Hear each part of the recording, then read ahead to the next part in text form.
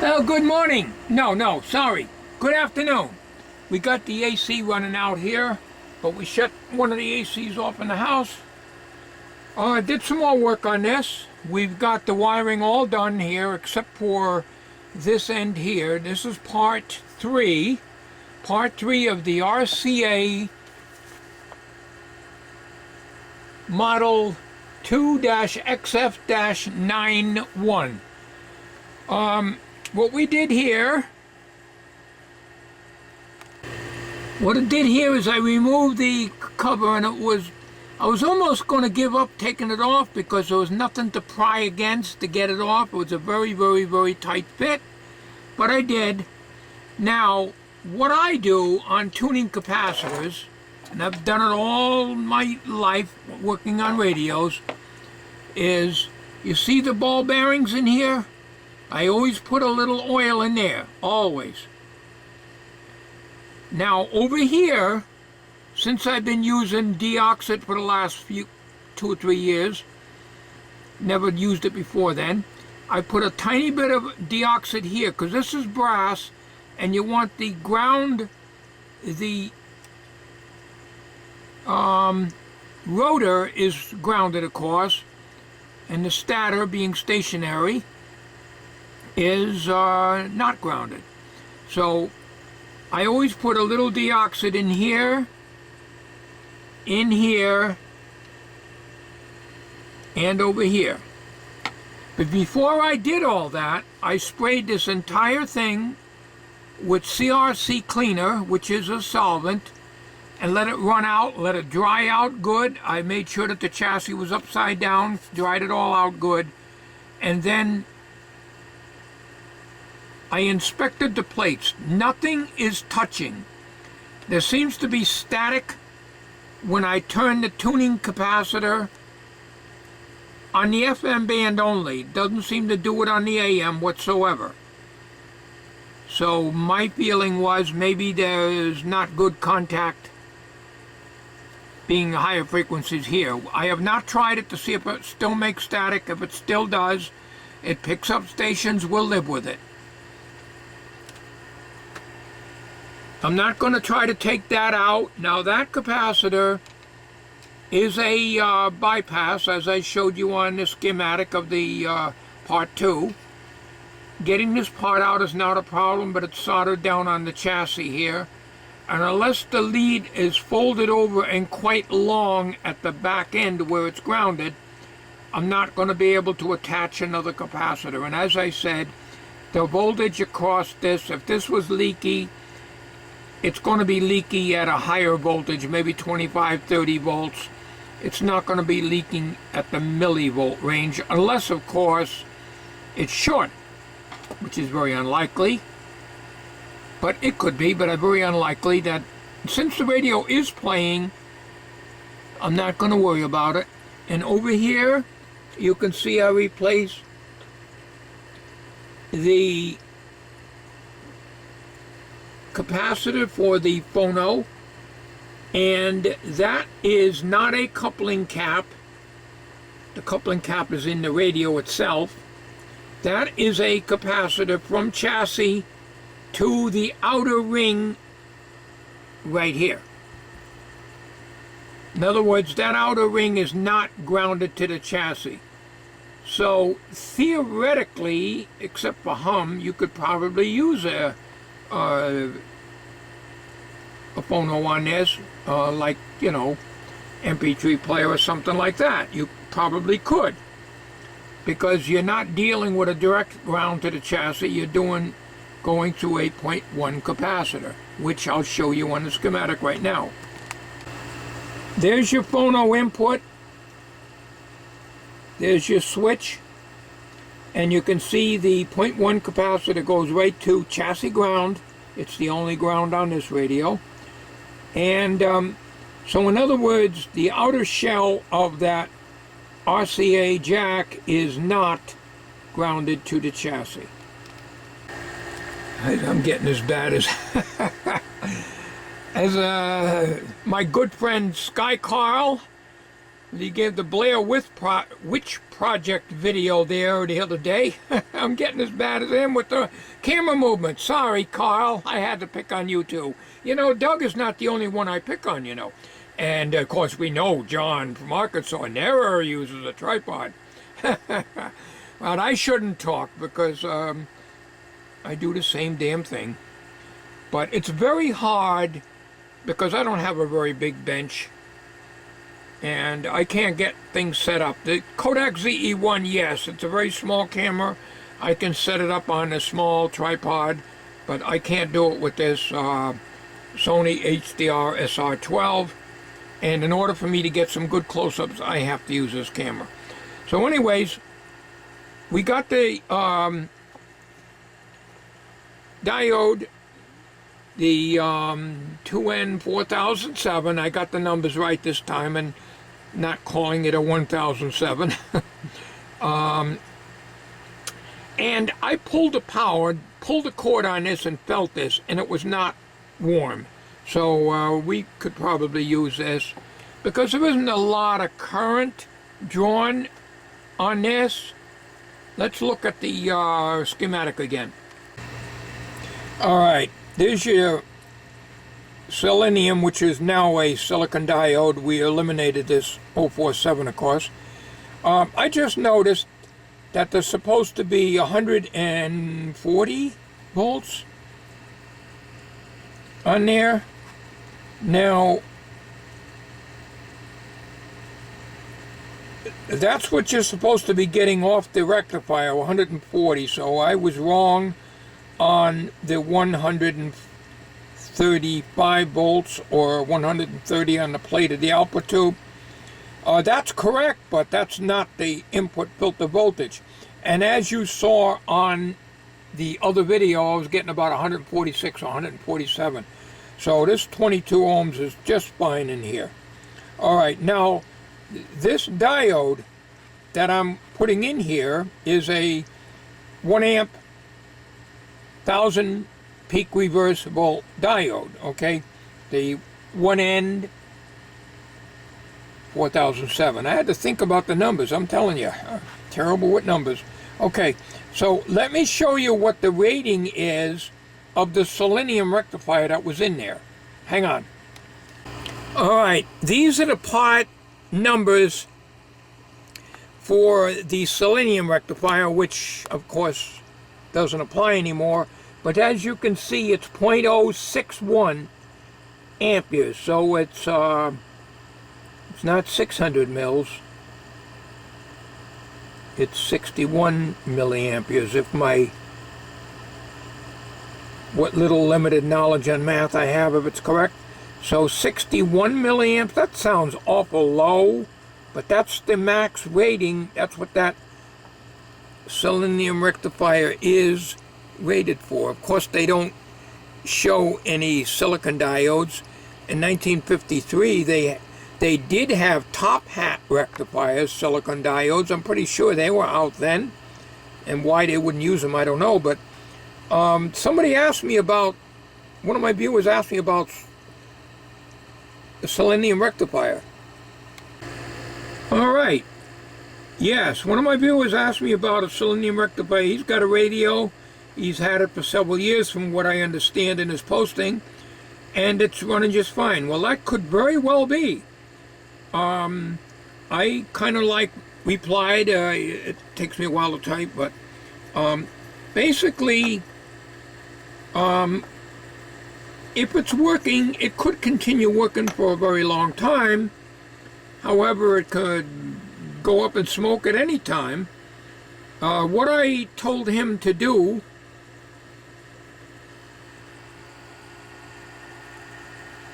is to run his radio for about a half an hour. That should be more than enough time. Pull the power on the radio. Discharge your filter capacitors. That's very important. And feel the rectifier. This one in the beginning was cold, just like it is now. But after running this radio here for even as short as 15 minutes. This was so hot that you can just about keep your hand on it. So this one was ready to go, even though there's no sign of damage or anything else. So I would highly recommend him to change out and put a silicon diode in it, like I'm going to do here. Otherwise, it's a matter of time. It's your choice. Okay, now what I'm going to do, and I can't do any more in here, I will not attempt to mess around with anything. I don't work with tuners, other than what you saw me do. I cleaned this out thoroughly.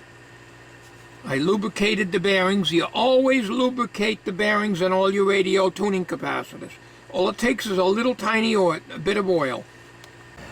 I either use 301 or I use this, this is almost like turbine oil, precision machine oil. I got this at a yard sale, brand new. I could have got 2 or 3 bottles of this for, I think it was $1 a piece, but that was a couple years ago. So I use either one of those. This was easier to use because it has a spout, I can get it in there. Much easier than this one. So I'm just going by my experience. You always want to lubricate them. Now on the switch here, as you can see on down here, let's see if I can get it, my pointer in there. There is grease on there. See, there's a the detents where your switch stops. You know, when you change positions, there's a ball in there, a BB, a bearing, a roller, ball bearing, okay? And there's grease in there. And it is okay. I don't need to do anything with that. On the band switch right here, as you're looking at it, I did both sides with deoxide.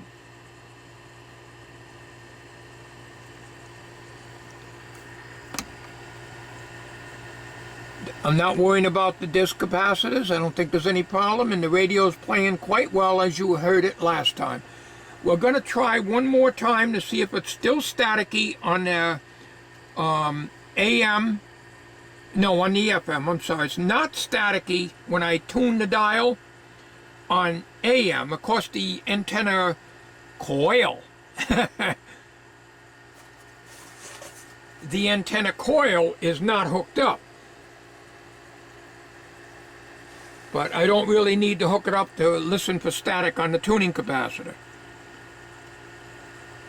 So, in other words, it would seem to indicate that there's shorted plates, but it's not. The FM are the gold plates in there. As you're looking at the tuning capacitor, you're not looking at this one. You're looking at these two right here. On the left-hand side of each bank of tuning capacitors, you'll see some gold-plated or gold or copper-looking, or it could be brass, I guess. And those are the FM.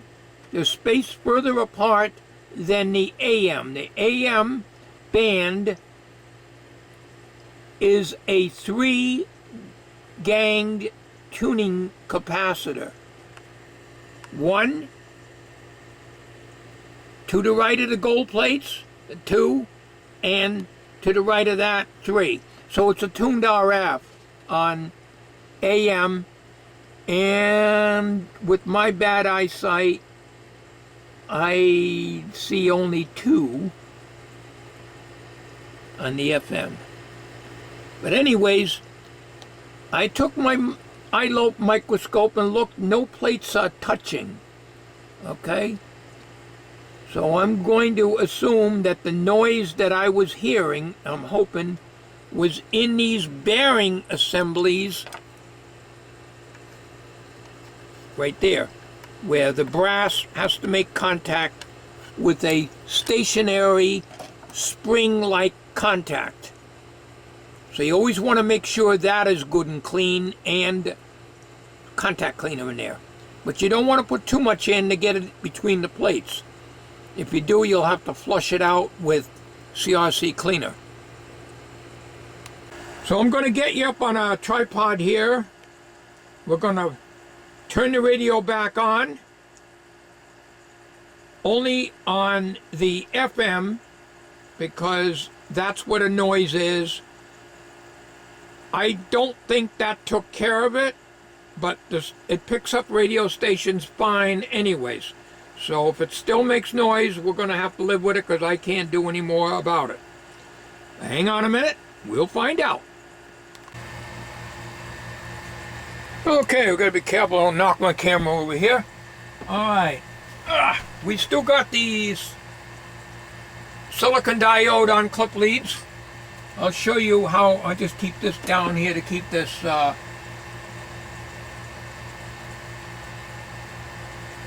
let's put this down here. We don't need to have this chassis up in the air. We're not measuring voltages anymore because we've got the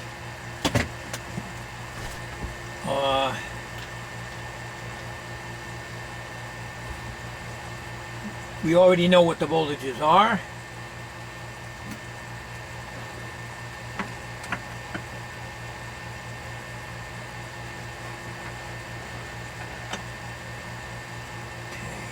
Speakers connected, we've got our line cord on,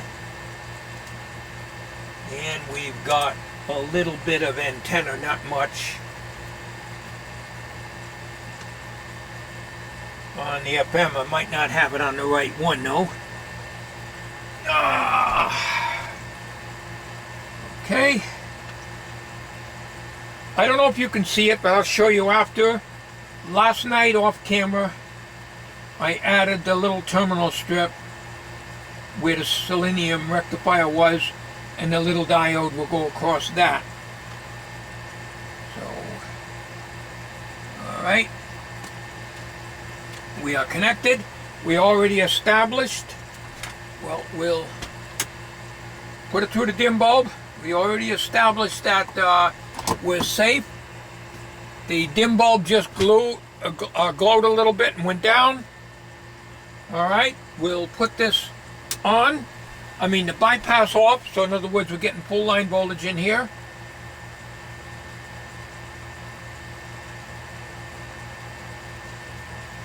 The only thing I have to do is clean the tube sockets. Now there's two tubes here and they came with shields.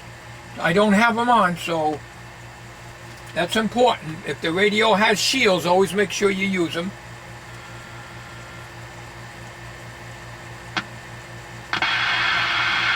I had it on phono all the while. All right.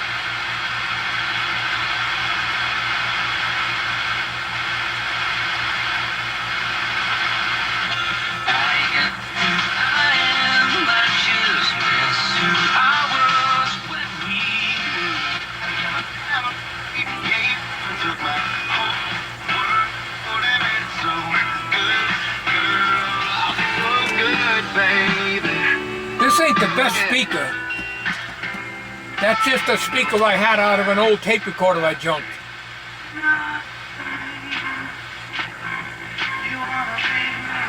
That's a 5 1/4 inch speaker according to the Sams on that radio.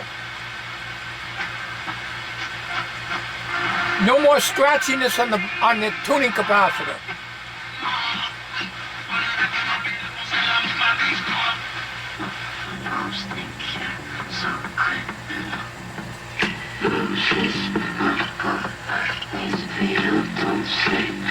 Geez, that's terrible.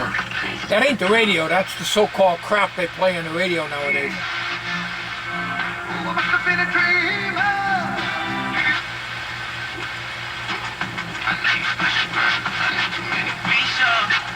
Geez, what garbage they play nowadays.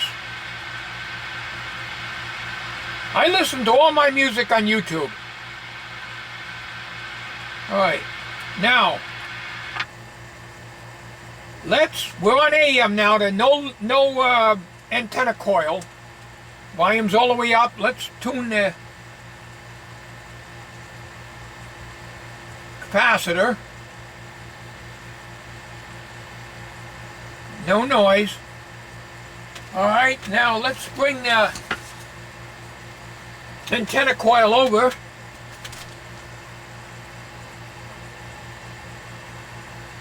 Here it is right here, this is where it goes. So what we're going to do is we'll put it up here. We'll get a couple of clip leads.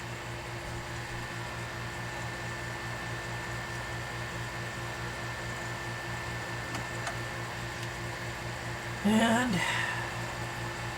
the wires aren't stripped very good. In fact, they're not stripped at all. They just got taken off.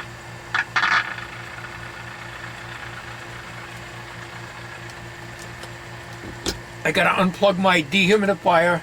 My damn switching power supply is full of noise.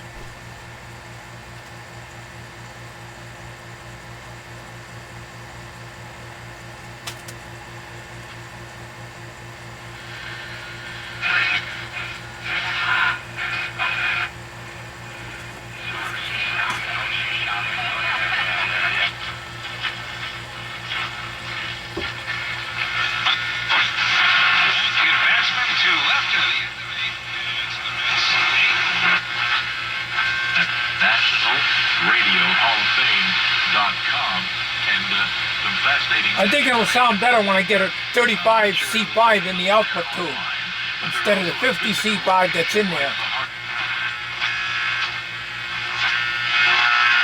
All these noises.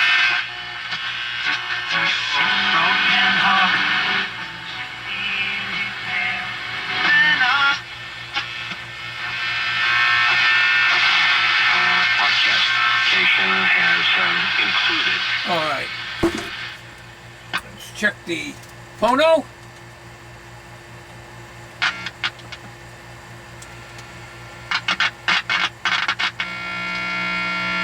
Phono's working. As I just replaced that ground capacitor in there. All right, we'll turn this back down here. So we got rid of the noise. I was getting a lot of static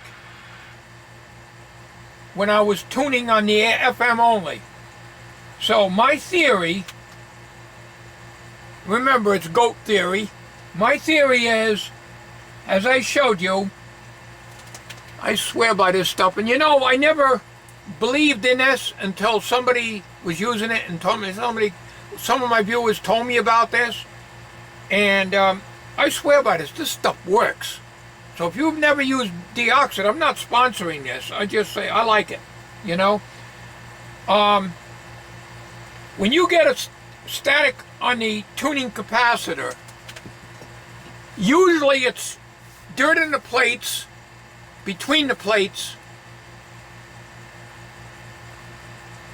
or something shorted, the plates are touching. I looked very carefully, I couldn't see any plates touching. They're all like spaced evenly.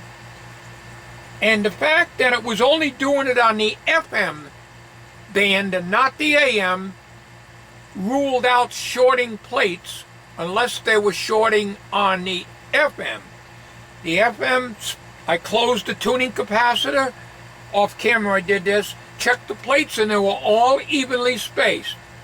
So that left one theory left, and that's the brass grounding bar where the plates are mounted on,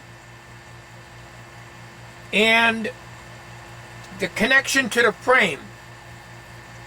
If that's not good, you don't have a good connection, especially at higher frequencies, which is what the FM band would be, higher than the AM band. Okay, so that solved it. Put this back up. We're back on FM now. Without the dial pointer, I don't know which way I'm going here.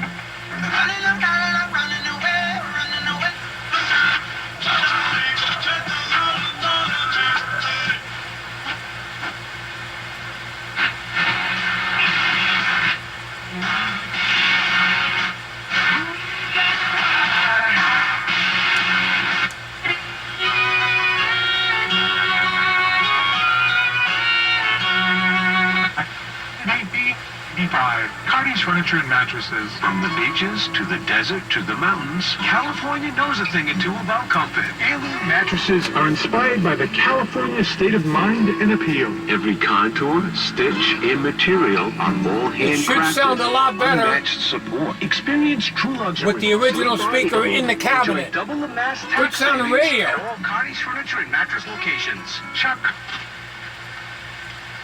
Alright, before we end this video here, I'm going to clean the tube sockets. I'll do all that off camera. I'll let Bob clean the chassis. I'm not one for taking everything off and cleaning. I can't do that. It's too much work. I don't have that kind of time or the patience, mostly the patience, or the ability to do that. I'll end up destroying things. I can't see doing that. And I don't think Bob is that fussy. If Bob wants to do it, what I would recommend is probably taking a Scotch-Brite, taking all the tubes out, don't wet it down too much, and hit it with a Scotch-Brite pad, shine it up a little bit. Otherwise, I wouldn't worry about it. What I usually do on every radio I've worked on in the past, I'll clean them down a little better. I'll take the tubes out and clean them off, but the problem is doing that, you run the risk of wiping off the tube numbers, you know, when you try to wash the tubes. So a lot of times I'll just leave it. I fix the radio, I get the radio going. I'm not trying to make it a museum piece. It's not going to be a museum piece anyways. It'll be a nice radio for Bob, and Bob didn't care. I talked to him on the phone after the last video, because I made the video. When I made that video, and while I was editing, I had already talked to Bob for the second time, and he found a 35C5 out of another radio he's got, but he has no way of testing. So if that don't work, we'll have to order it from eBay, and I'll let him do that. Anyway, so what I'm going to do now is to put the diode in. I'm going to do that off camera. This is going to end part number 3. And let's see here. Get this disconnected, get this disconnected. We got to get this cover back on for the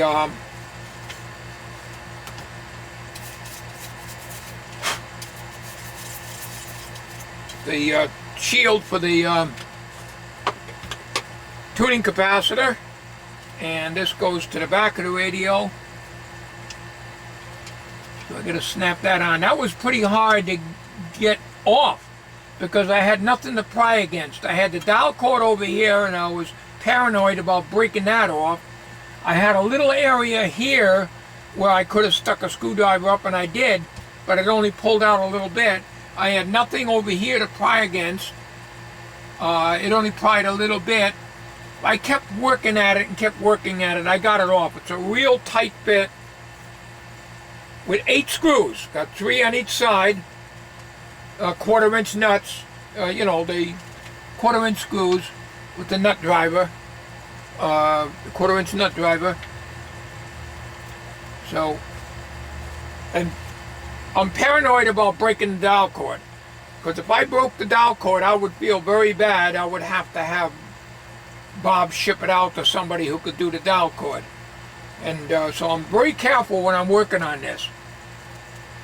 That's my biggest fear of working on these things, is the breaking the dial cord, because I cannot fix them, as I told you. And also, I will not mess around with the IF cans. You heard the radio. We got a winner here, I believe. So let me get this back together.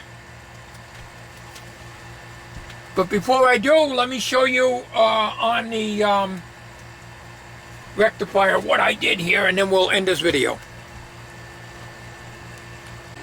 Now you remember this clump of wires I showed you that was factory? That thing was a little loose. All the wires come up through the underneath the chassis. All that discoloration is soldering flux. I tried, but I didn't have too much success. That's why I never try to solder to the chassis, because I can't do it. I took my American Beauty out last night, soldering iron. It happened to be an 80-watt one, and I had to hold it on the chassis for a long time, and I spread solder all over here. It did melt it, but it took a very long time, lots of heat. So I don't know how they do it at the factory. I really don't. They must have a 300 or 400 watt soldering iron. I don't know. My soldering gun wouldn't do nothing. Nothing on that. So I got out the American Beauty, and I call it American Beauty. That's not the name of it, but it looks like one of them great big things with the cloth covered cord and the wooden handle. I think I showed it to you years ago. And I don't know, I left it running for about 15 minutes before I started using it, but I had to hold it on. Normally you'd think you just put it on, it starts melting right away. And I put some liquid, I cleaned this off good, and I put some liquid rosin flux on there. But it's solid. And I utilized that clump of wires coming up for the tan wire, which is the neutral, and grounded it there. Then I ran a black wire, which you can see right here, a new piece of wire, to the switch on the other side of the switch. And the other black wire, this one here, already goes to one side of the switch, as I showed you in the last video. So those two were tied together, so that when the switch, well, not this one's not tied together, no. This one goes down the hole along with this. You can probably see that right there. That goes to the switch. This one goes to the other side of the switch, so that when the switch is turned on, it energizes this, which has got to be soldered, just laying there right now. AC goes here. It will go through the diode, and this is the B+, and I put a little red marking pen Sharpie on here to establish this is the positive.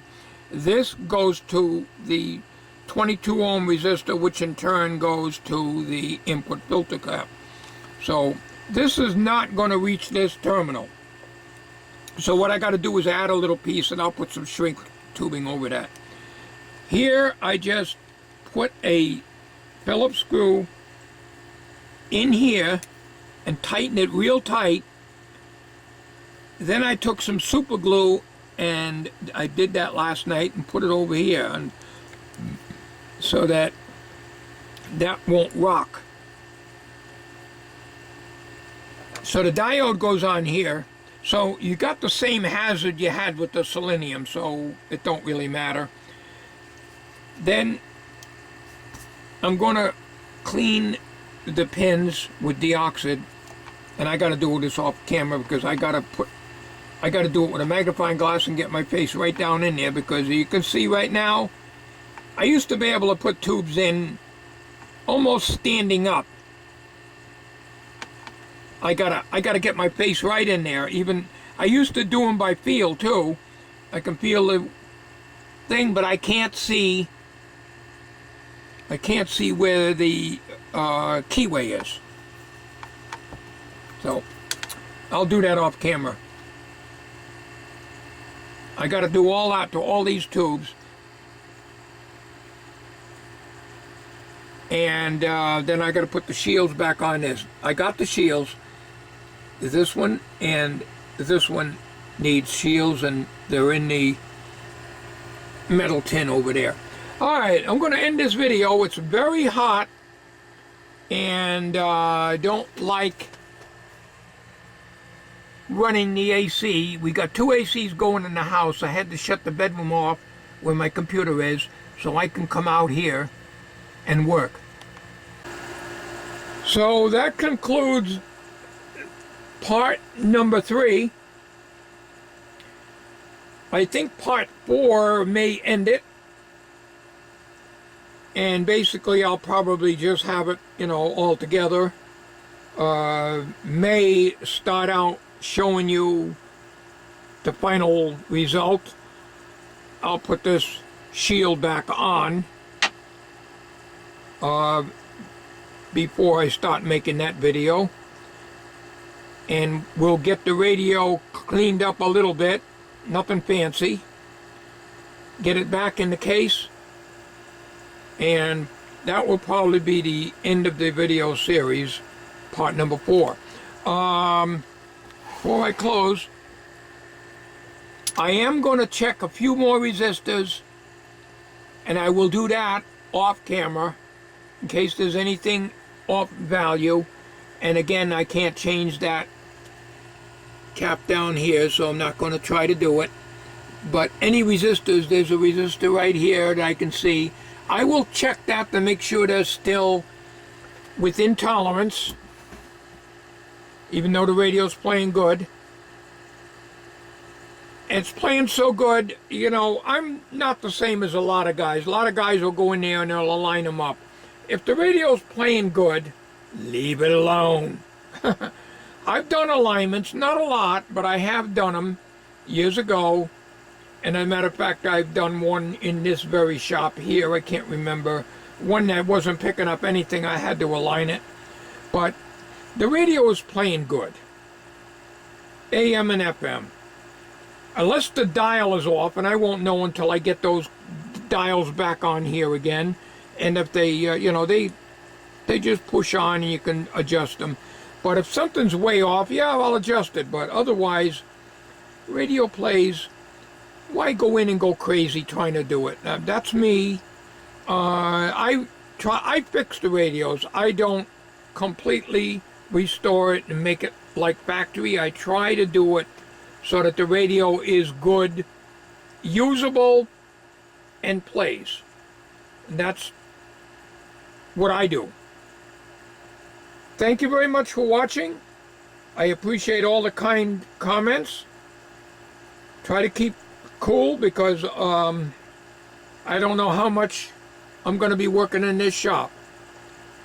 As far as I know, it's not supposed to be as bad as it was a week ago, this past weekend, when it was horrible, horrible weather. It is very hot out there and humid, but it doesn't feel quite as bad as it did before, but nonetheless, it may be too hot for me to work in this shop. We'll see. Stay tuned for part 4. I'm not sure when that'll be. So take care, everybody, and thanks again for watching.